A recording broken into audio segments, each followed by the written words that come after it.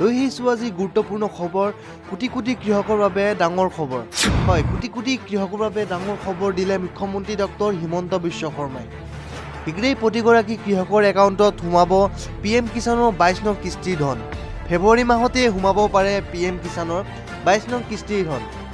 প্ৰতিগৰাকী কৃষকৰ একাউণ্টত সোমাব। মুকলি হ'ল হেল্পলাইন নম্বৰ 155261।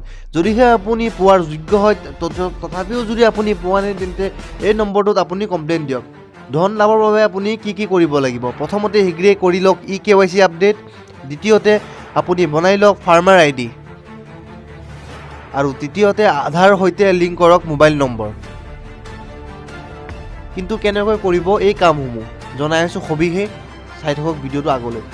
1 নম্বৰ, প্ৰথমে PM কিষাণৰ অফিচিয়েল ৱেবছাইটত যাওক। দ্বিতীয়তে ৱেবছাইটত গৈ আপুনি নম্বৰসহ আপুনি লগ ইন কৰক।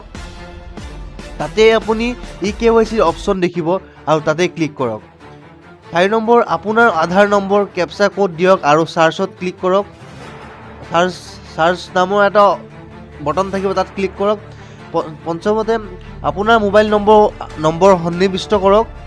তাৰপিছতে গেট OTP ক্লিক কৰক আৰু যোনটো OTP আহিব আপোনাৰ মোবাইলত, সেই OTPটো আপুনি সন্নিৱিষ্ট কৰি আপুনি KYC কৰিব পাৰিব। তাৰপিছতে সম্পূৰ্ণ হ'ব আপোনাৰ KYC প্ৰক্ৰিয়া। লৈ আহিছোঁ আন এটা গুৰুত্বপূৰ্ণ খবৰ। চৰকাৰী ঘৰৰ লাভৰ বাবে ভুল তথ্য দিয়াসকলে পৰিব বিপদত। হয়, গোহালি ঘৰ, হাঁহৰ গঁৰাল, কেঁচা ঘৰ বুলি ফটো দিয়াসকল পৰিব বিপদত। চৰকাৰী ঘৰ লাভৰ বাবে ভুল তথ্য দিয়াসকল পৰিব বিপদত। কেৱল গৃহহীন দৰিদ্ৰ যোগ্য পৰিয়ালেহে লাভ কৰিব চৰকাৰী পকী ঘৰ। গাঁৱে গাঁৱে পঞ্চায়ত সভাপতিক জৰীপ চলোৱাৰ নিৰ্দেশ। প্ৰকৃততে পকী ঘৰ নাই বুলি পঞ্চায়ত সভাপতি গৃহ ত্যাগ কৰাসকলক বিভাগীয়ভাৱে চলোৱা হ'ব জৰীপ। ছেটেলাইটৰ জৰিয়তে চলোৱা হ'ব জৰীপ। মন্ত্ৰী ৰঞ্জিত দাসে কৰিলে ডাঙৰ ঘোষণা। লৈ আহিছোঁ আজিৰ আন এটা গুৰুত্বপূৰ্ণ খবৰ। নিবনুৱাই পাব 2 লাখকৈ টকা।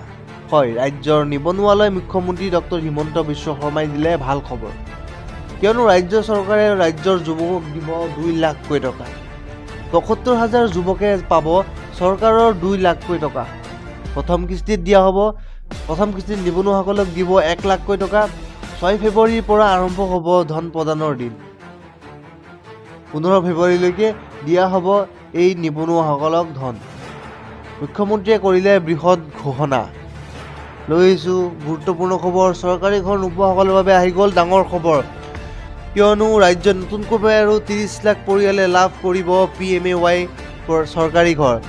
নতুনকৈ আৰু 30 লাখ মানুহে কৰিছে জিঅ' টেগিং। প্ৰস্তুত কৰিব নতুন হিতাধিকাৰীৰ তালিকা। কোনো দৰিদ্ৰ পৰিয়াল বাদ নপৰে পকী ঘৰ লাভ কৰাৰ পৰা। মুখ্যমন্ত্ৰী ডক্টৰ হিমন্ত বিশ্ব শৰ্মাই কৰিলে ডাঙৰ ঘোষণা।